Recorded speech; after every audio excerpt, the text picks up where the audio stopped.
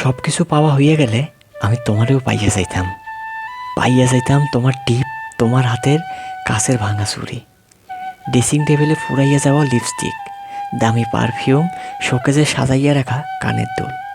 সত্যি কইতাছি, তোমারে পাওয়া হইয়া গেলে হালা সব কিছুই আমার নিজের হইয়া যাইত।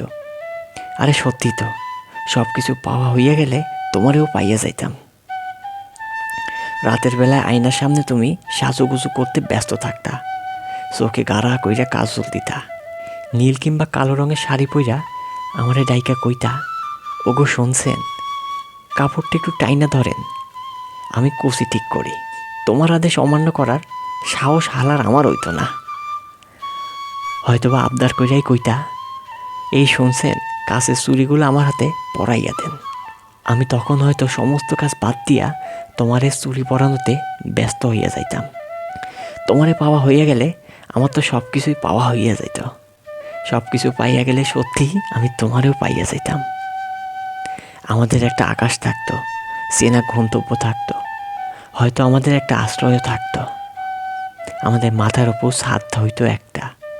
তুমি আমার হইলে পাশাপাশি বালিশে ঘুমানোর অধিকারটাও আমি পাইতাম। কিন্তু তুমি তো আমার হও নাই, তাই কোনো অধিকারই আমি পাই নাই। এত কিছু পাওয়ার পরও আমি তোমারে পাইলাম না।